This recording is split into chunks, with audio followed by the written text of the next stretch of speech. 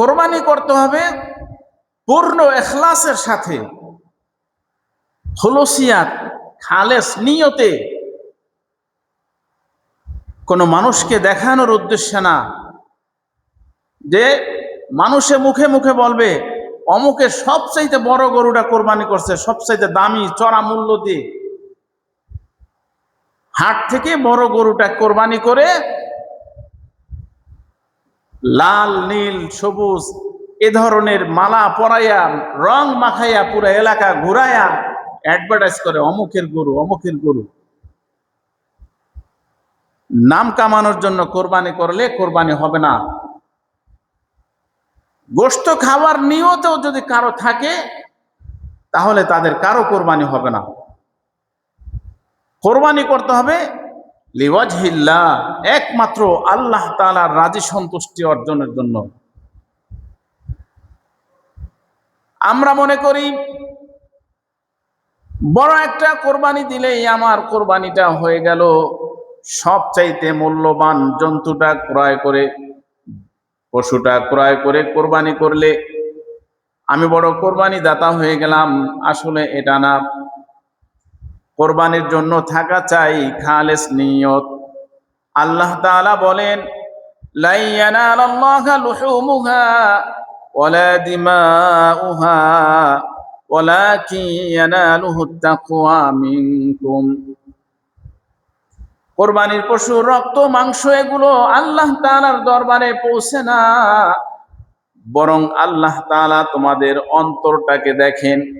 কে কি নিয়তে কোরবানি করলো এটা আল্লাহ তাআলা দেখেন এবং পরীক্ষা করে নেন, যাচাই বাছাই করে নেন।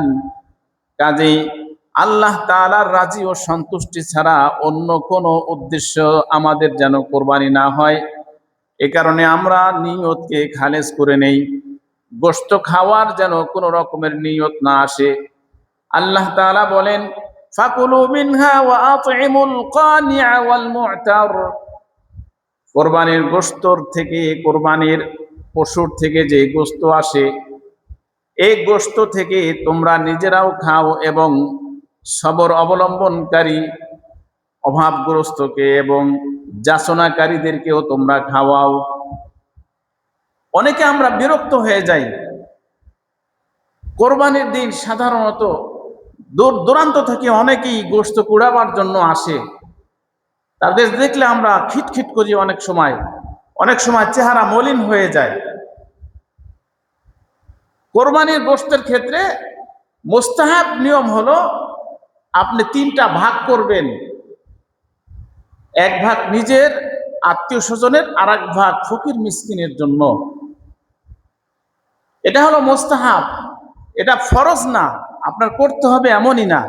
যদি আপনার পরিবারের সদস্যরা অনেক থাকে তাহলে আপনি বেশিও রাখতে পারেন, কোনো অসুবিধা নাই। বাকি যেহেতু আল্লাহ তাআলা বলছেন ফাকুলু মিনহা ওয়া আতইমুল কানিআ ওয়াল মু'তার, তা থেকে তোমরাও খাও এবং গরিব মিসকিনকেও খাওয়াও।